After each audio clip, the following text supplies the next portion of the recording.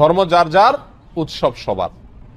বড় আশ্চর্য লাগে, বিষয়টা যখন ধর্মীয় তাহলে এটার ব্যাখ্যা দিবে তো ধর্মীয় ব্যক্তিবর্গরা, কিন্তু ধর্মীয় বিষয়ে ব্যাখ্যা দিতে আসছেন রাজনীতিকরা, ধর্মীয় বিষয়ে ব্যাখ্যা দিতে আসছেন বুদ্ধিজীবীরা, যাদের ধর্ম সম্পর্কে কোনো ধারণাই নাই।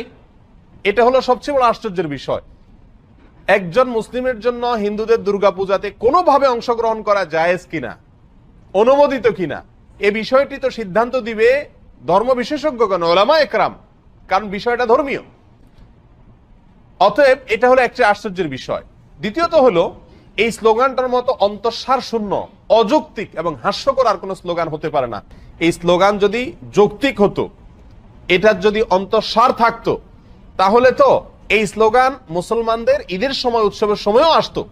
বলা হতো, হিন্দুদেরকে আহ্বান করা হতো, তোমরাও আসো, দোনো ঈদে অংশগ্রহণ করো। অথচ তখন এটা করা হয় না। তাহলে বোঝা গেল উদ্দেশ্যমূলকভাবে শুধু মুসলমানদের ঈমান ধ্বংস করার জন্য এই ষড়যন্ত্রমূলক স্লোগানটি বাজারে চাউর করে রাখা হয়েছে, এবং এর পিছনে কিছু ষড়যন্ত্রকারী তথাকথিত বুদ্ধিজীবী এবং রাজনীতিকরা কাজ করছেন। আমরা সকলেই জানি, কোরবানিদের সময় পাক ভারত উপমহাদেশের মানুষ সবচেয়ে বেশি পরিমাণে কোরবানি করে গরু। যদিও গরু ছাড়া অন্যান্য পশু কোরবানি করা যেতে পারে, যেহেতু মুসলমানদের কাছে গরু খাওয়া হালাল, বিধায় গরু কোরবানি করে আমাদের দেশের মানুষ বেশিরভাগ ক্ষেত্রে। আর এর জন্য কোরবানিদের মানুষ বলে অনেকে বকরা ঈদ। বকরা শব্দ বাকারা আরবি, বাকারা মানে গরু, সেখান থেকে বাকরা ঈদ বলে বা বকরি ঈদ বলে। তো বাকারা বা বকরি আরবি গরু থেকে, তার মানে গরুর ঈদ। ঈদটাই হলো গরু জবাই করা, গরুর গোশত খাওয়া, বিতরণ করার উৎসব। তাহলে সেই কোরবানির ঈদে যদি হিন্দু ধর্মের লোকদেরকে আহ্বান করা হয় যে তোমরা আসো, গরুর গোশত খাও, তাহলে এটা তাদের জন্য অপমানকর হবে কিনা, তাদের জন্য কষ্টের হবে কিনা? কারণ তারা গরুকে পবিত্র মনে করে, গরুকে মা মনে করে, গরুকে পূজা মনে করে। সেখানে গরুর গোশত খাইতে যদি আসতে বলা হয়, তার মাবুদের, সে যাকে ইবাদত করে, পূজা করে, তার গোশত খেতে তাকে যদি আহ্বান করা হয়, তাহলে এর চাইতে বড় অপমান আর কষ্টের কি হতে পারে? এই কারণেই কোন রাজনৈতিক বা তথাকথিত বুদ্ধিজীবীদের কেউই আহ্বান করে না হিন্দুদেরকে যে আসো, মুসলিমদের সাথে উৎসবে সামিল হয়ে যাও, কারণ উৎসব সবার।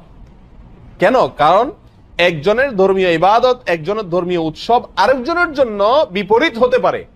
একজন মুসলিম, নগণ্য থেকে নগণ্য, সাধারণ থেকে সাধারণ মুসলিমও জানেন যে ইন্না শিরকা লাযুলমুন আযীম, নিঃসন্দেহে শিরক, নিশ্চয়ই শিরক এটা সবচেয়ে বড় অপরাধ। ইন্নাল্লাহা লা ইয়াগফিরু আন ইউশরাকা বিহি ওয়া ইয়াগফিরু মা দুনা যালিকা লিমান ইয়াশা। আল্লাহ সুবহানাহু ওয়া তাআলা তার সঙ্গে শিরক করলে এটা মাফ করেন না, আর শিরক ছাড়ানো যে কোনো গুনাহ আল্লাহ চাইলে যার জন্য ইচ্ছা তার জন্য কি করতে পারেন? ক্ষমা করতে পারেন। আর এই শিরকের সবচেয়ে বড় আয়োজন দুর্গাপূজা। এই দুর্গাপূজার অনুষ্ঠান ভিন্ন ধর্মের লোকেরা করছে, হিন্দুরা করছে। একজন মুসলিম হিসেবে আমি তার তাড়াতাড়ি করতে দিতে পারি এতটুকু, কিন্তু তার সে উৎসবে আমি সামিল হওয়া, যোগদান করা, কোনোভাবে অংশগ্রহণ করা, একজন হিন্দুকে কোরবানির ঈদে, বকরা ঈদে গরুর গোশত খেতে আহ্বান করা বা বাধ্য করার মতোই, একই বিষয়, কোনো পার্থক্য নাই। হিন্দুদের যে ধর্মীয় অনুভূতির কথা চিন্তা করে কোরবানির ঈদে তাদেরকে গরুর গোশত খেতে আহ্বান করা হয় না, ঠিক একই চেতনা থেকে, একই চিন্তা থেকে, একই লজিক এবং যুক্তি থেকেই মুসলমানদেরকে দুর্গাপূজা বা হিন্দুদের এই সমস্ত পূজার মধ্যে সামিল হওয়ার জন্য আহ্বান করা উচিত নয়। অন্যায়, অন্যায্য, অযৌক্তিক এবং অন্তঃসার শূন্য আহ্বান এবং দাবি। সম্মানিত ভাইয়া বন্ধুগণ, আমাদের দেশের যে রাজনৈতিক কালচার আছে, আমরা সবাই এটাকে খুব ভালো করে বুঝি। সেজন্য ডক্টর খন্দকার আব্দুল্লাহ জাহাঙ্গীর রহমানুল্লাহ একটি সুন্দর উপমা দিয়েছেন। তিনি বলেছেন যে আমাদের দেশটি রাষ্ট্রীয়ভাবে, সাংবিধানিকভাবে গণতান্ত্রিক দেশ। আর গণতান্ত্রিক দেশে প্রত্যেকটি গণতান্ত্রিক দল তাদের কর্মকাণ্ড পরিচালনা করবে, রাজনৈতিক কর্মকাণ্ড তারা করবে, কেউ তাতে বাধা দিবে না। এটা তাদের সাংবিধানিক অধিকার রাষ্ট্রের।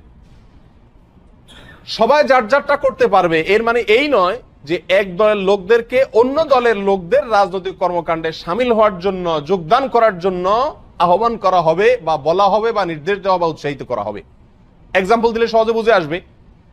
যদি বিএনপি কোনো প্রোগ্রাম করে, তাদের রাজনৈতিক প্রোগ্রাম, অথবা আওয়ামী লীগ কোনো তাদের রাজনৈতিক প্রোগ্রাম করে, একটা সভা করে, এর মধ্যে যদি বিপরীত দলের লোক, আওয়ামী লীগের সভা যদি বিএনপির কোনো নেতা এসে যোগ দেয়, তাহলে সমাজের সব মানুষ বলবে এ লোকটা দালাল, এ লোকটা মুনাফেক, তলে তলে আওয়ামী লীগের সাথে হাত মিলেছে।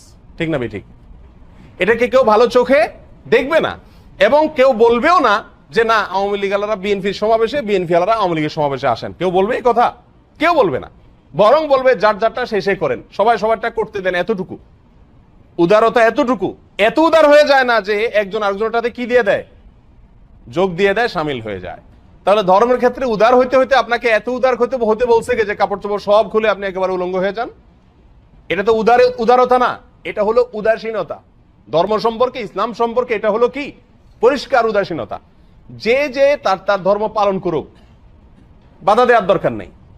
কিন্তু এর মানে তো এই নয় যে আমি মুসলমান হয়ে তার পূজাতে অংশগ্রহণ করতে চলে যাব, সেখানে সামিল হতে চলে যাব, পূজার অনুষ্ঠানে যোগ দেব, সেখানে গিয়ে চেহারা দেখাবো। এটা কোন মুসলমানের জন্য কি হতে পারে না, জায়েজ হতে পারে না।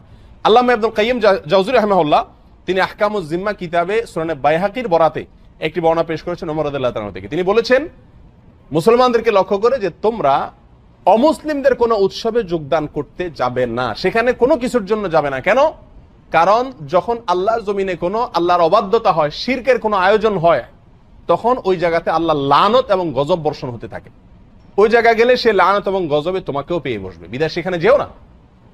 ইবনে মাজার এক হাদিসে আসছে নবী আলাইহিস সালাম সতর্ক করেছেন যে একটা সময় আসবে যখন আমার এই উম্মতের কিছু লোকেরা মূর্তি পূজায় সরাসরি যোগ দিবে, আর কিছু আছে মূর্তি পূজারীদের সঙ্গে মিশে একাকার হয়ে যাবে।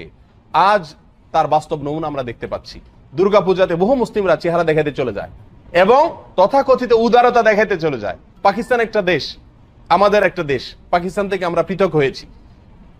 পাকিস্তান তাদের জাতীয় দিবস পালন করে, আমরা আমাদের জাতীয় দিবস পালন করি, যে যে তারটা করে।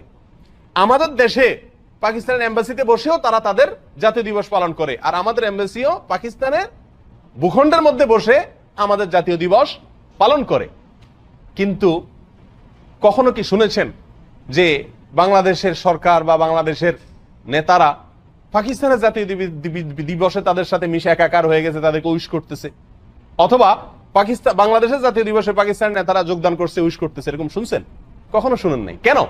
কারণ উদারতার কথা বলি আমরা, যে যে তারটা করুক, ঠিক আছে, তাই বলে তারটাতে আমার মিশে যাওয়ার কোনো প্রশ্ন ওঠে না, কারণ তার সঙ্গে আমার বিরোধ আছে। বিরোধ থাকলেও উদার থাকবো আমি, সেটা ভিন্ন বিষয়। একজন মুসলিমের সাথে শিরকের সাথে সম্পর্ক হলো সাপে নেউলে। যদি তার ঈমান রক্ষা করতে হয়, তাহলে সে কেউ যদি শিরক করে তাকে বাধা দিবে না, এতটুকু হতে পারে। কিন্তু সেখানে যোগদান করা, সেখানে হাজির হওয়া, উপস্থিত হওয়া, এটা কোনো অবস্থাতে জায়েজ বা যৌক্তিক হতে পারে না। সম্মানিত ভাইরা, নবী আলাইহিস সালাম বলেছেন, মান তাশাব্বাহা বিকওমিন ফাহুয়া মিনহুম। যে ব্যক্তি যে জাতির সাথে সাদৃশ্য গ্রহণ করে সে তাদের অন্তর্ভুক্ত হয়ে যায়। আপনি যদি কোনো শিরকের প্রোগ্রামে যান, অনুষ্ঠানে যান এবং তাদের সাথে গিয়ে গা ভাসান, মিশে যান, তাহলে আপনি তাদের দলভুক্ত হয়ে গেলেন। অন্য এক বর্ণনা আসছে, যে ব্যক্তি কোন জাতির দল ভারী করে, সেখানে গিয়ে লোক সংখ্যা ভারী হলো, পূজা অনুষ্ঠানে আপনি গেলেন, 100 মুসলমান গেলে 100 জন বাড়লো কিনা, সংখ্যা বাড়লো কিনা, তাদের দেখতে বেশি দেখা গেল কিনা? যে ব্যক্তি কোন দলের, কোন সম্প্রদায়ের, কোন ধর্মের লোকদের দল ভারী করবে, সে তাদের অন্তর্ভুক্ত হবে। কত বড় জঘন্য কথা! আমাদের দেশের এক শ্রেণীর ব্যবসায়ীকে তারা অর্থায়ন করে থাকেন এই সমস্ত পূজার সময়, মণ্ডপ তৈরিতে টাকা পয়সা দিয়ে থাকেন, বিভিন্ন গেট করে থাকেন, তোরণ নির্মাণ করেন এবং লেখা হয় তোরণে এটা অমুক ব্যবসায়ীর পক্ষ থেকে, মুসলমান ব্যবসায়ীর পক্ষ থেকে। আল্লাহ সুবহানাহু ওয়া তাআলা কোরআন কারীমের ভিতরে বলেছেন, তাআওয়ানু আলাল বিররি ওয়াত তাকওয়া ওয়া লা তাআওয়ানু আলাল ইসমি ওয়াল উদওয়ান।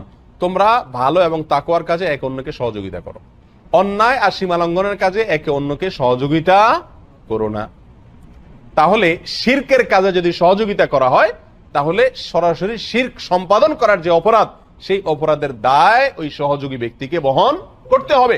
কারণ আদ-দাল্লু আলাল খাইরি কাফাইলিহি, যে ব্যক্তি কোনো কাজের, ভালো কাজের পথ দেখাবে, সে ভালো কাজ করা ব্যক্তির মতো সওয়াব পাবে। ঠিক তেমনি ভাবে যে ব্যক্তি মন্দ কাজের পথ দেখাবে বা মাধ্যম হবে, সেই মন্দ কাজটি সম্পাদন করার কারণে যে অপরাধ হবে, ওই পথ দেখানো ব্যক্তি বা যার মাধ্যমে হলো, সহযোগিতা হলো, সে সমান হারে দায় বহন করবে। অতএব দুর্গাপূজা বা অন্যান্য কোনো পূজায় কোন প্রকার অর্থায়ন বা সহযোগিতা করা কোনো মুসলমানের জন্য জায়েজ নাই। এটা সম্পূর্ণ হারাম এবং শিরকের সঙ্গে শামিল হওয়ার নামান্তর।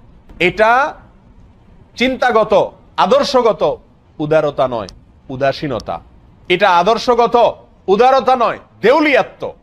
এটা আদর্শগত উদারতা নয়, এটা ধর্মের ব্যাপারে মূর্খতার শামিল।